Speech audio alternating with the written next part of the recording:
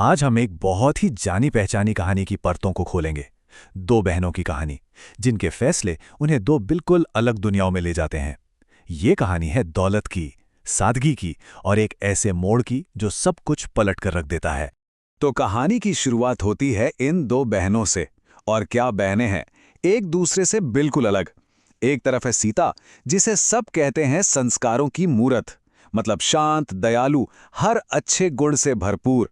और फिर दूसरी तरफ है गीता, जिसके लिए कहा गया है घमंड की दुकान। सोचिए, बस यहीं से कहानी का असली टकराव शुरू हो जाता है। चलिए देखते हैं कि हम इस कहानी में आगे कैसे बढ़ेंगे। पहले हम उनकी अलग अलग तकदीरों को जानेंगे, फिर देखेंगे कि शादी ने उनके रास्ते कैसे जुदा कर दिए। इसके बाद दौलत और खुशी के बीच के फर्क को समझेंगे और फिर आएगा कहानी में वो बड़ा उलटफेर। आखिर में हम कहानी के असली मतलब पर बात करेंगे। तो शुरू करते हैं कहानी की नींव से, दो बहनें और उनकी दो अलग तकदीरें।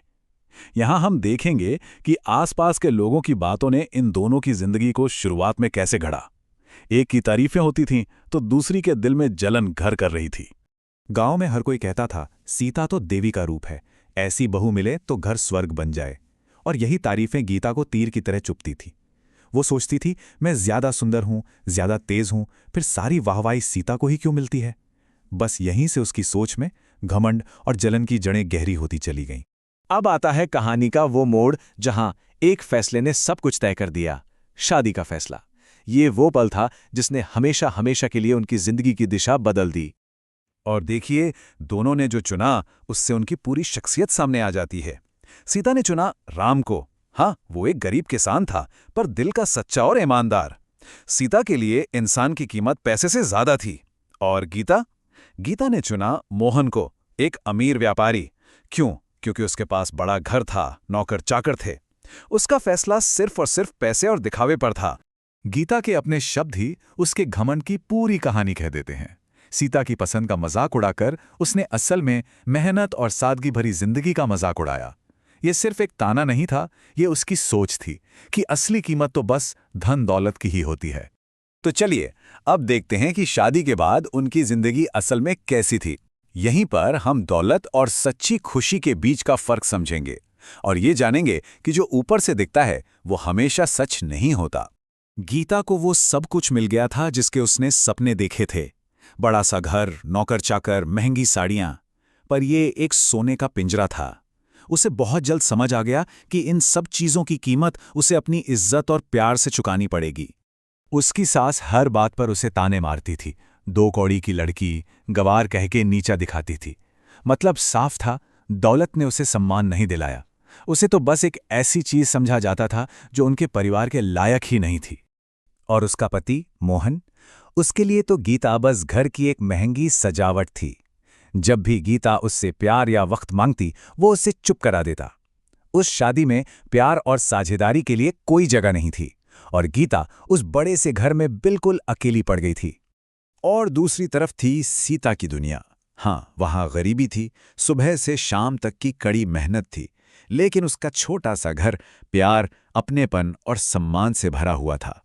राम के ये शब्द उनके रिश्ते की गहराई को दिखाते हैं। वो सिर्फ सीता की मेहनत की कद्र ही नहीं करता था, बल्कि उससे बेइंतहा प्यार भी करता था।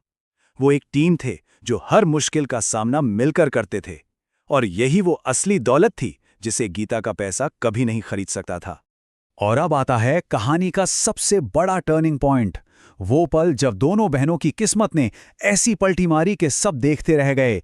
ये वो हिस्सा है जहां मेहनत दिखावे की अमीरी पर जीत हासिल करती है। गीता की दुनिया ताश के पत्तों की तरह ढह गई। मोहन का कारोबार, जो खोखली नींव पर खड़ा था, एक डील फेल होते ही बैठ गया। कर्ज सिर पर चढ़ने लगा और देखते ही देखते गहने बिके, सामान बिका और आखिर में घर बिकने की नौबत आ गई। वहीं दूसरी तरफ सीता और राम अपनी किस्मत खुद लिख रहे थे।